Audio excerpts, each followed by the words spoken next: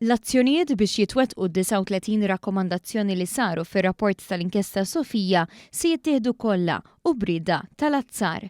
Dal-impenn sostnih il-Prim Ministru Robert Abela fis-seduta parlamentari tal-4 filgħaxija fejn saret diskussjoni bla vot brabta mar-rapport tal-inkjesta Sofija li ġie pubblikat fl-istess jum. Il-Prim Ministru spjega kif id-diskussjonijiet li kien hemm dwar is-suġġett fl-aħħar xhur kien hemm punt ċentrali li dejjem kien hemm qbil dwaru, dak tal-ħtieġa li ssir ġustizzja. Huwa ċar illi dak li jedna jvalih għal 50 sena f'dan il-pajjiż ma jistax jiġi aċċettat aktar. Irridu b'mod ċar inġibu riforma holistika fis-settur tal-kostruzzjoni. Riforma illi fiha nnifisha tkun ukoll forma ta' ġustizzja ma' Jean Paul u mal-vittmi kollha tas-settur tal-kostruzzjoni jekk inħarsu lura mill-2002 sal-lum kellna 81 vittma ta' inċidenti fatali tas-settur tal-kostruzzjoni. Dr. Abela qal li anke kieku mqar intilfet il-ħajja ta' persuna waħda biss kienet tiġġustifika l-ħtieġa ta' riforma f'dan is-settur. Għaldaqstant meta tkellem dwar il-ħidma li se ssir fi żmien li ġej, semma l-prinċipju ewlieni li s-settur jopera bi standards li jixirqu fid-dinja tal-lum. Dak kollha li mhumiex serji f'dan is-settur irdu jifhmu li ma fadalx posthom. Min mhux lest li jtella l-istandards tiegħu il fuq. Min mhux lest li jtella l-istandards tiegħu il fuq, irid ifittex xogħol ġdid minn għada. U r-riforma tkun waħda illi primarjament se tkun qed tħares u tpoġġi fuq quddiem l-interessi taċ-ċittadini. ċittadini nfisser bihom dawk li huma milqutin bi żvilupp għaliex huma ġirien u l-ħaddiema kollha li jaħdmu fuq l-antijiet tax-xogħol li jikkonsistu f'siti ta' kostruzzjoni. Il-Prim Ministru qal li kull deċiżjoni li se tittieħed se tpoġġi l-interessi taċ-ċittadini fil-qofol ta' kollox. Biex dan isir se tintemm sitwazzjoni ta' nuqqas ta' sinerġija u jkun hemm awtorità waħda li tikkunsidra l-importanza ta' infurzar ikkoordinat u effettiv.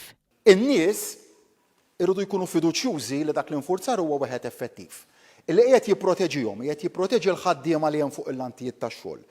U meta verament in-nies ikunu qed jemmnu li dak l-infurzar huwa effettiv li jista' jkollna ir-riżultati tajba, ma naċċetta qatt ukoll imbagħad li persuni f'ċirkostanzi simili iħossuhom ċkejknin wisq biex jistgħu jipproteġu l-drittijiet tagħhom u jgħidu mela naqtaw qalbna u ma niġux protetti f'dak li huma drittijiet tagħna. U għafakkar ukoll kif biex dan iseħħ taħt il-kappa tal-Ministeru għall-Ġustizzja se tibda tingħata assistenza bla ħlas lill-pubbliku ta' perit u avukat li se jagħtu leħen akbar liċ-ċittadini u loqqusa fejn l-ilmenti jitwasslu b'mod effettiv.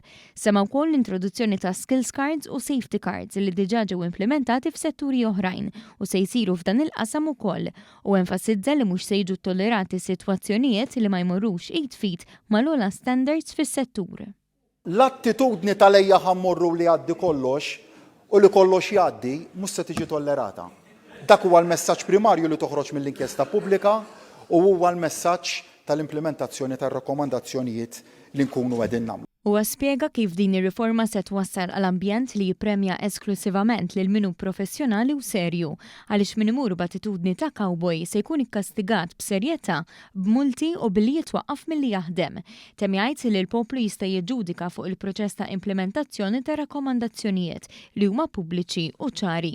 Sa dan it-tant fl-istess seduta il-Ministru għall-Ġustizzja u r-Riforma fis-settur tal-kostruzzjoni Jonathan Attard wieħed ix-xogħol kollu meħtieġ biex isiru l-bidliet meħtieġa fis-settur u għassemma l-ħtieġa ta' kontinwità u pjan strateġiku fit-tul għas-setturi tal-kostruzzjoni u dak tas-saħħa u s-sigurtà li għalkemm huma żewġ oqsma distinti li jimmeritaw strateġiji separati jaħdmu id fit. Aħna mhux qed nillimitaw ruħna lik li hija konklużjonijiet tal-inkjesta, ma nemmnu narfu li hemm miżuri, inizjattivi oħrajn illi jistgħu jkomplu jsaħħu l-vuċi u r-rappreżentanza taċ-ċittadinu.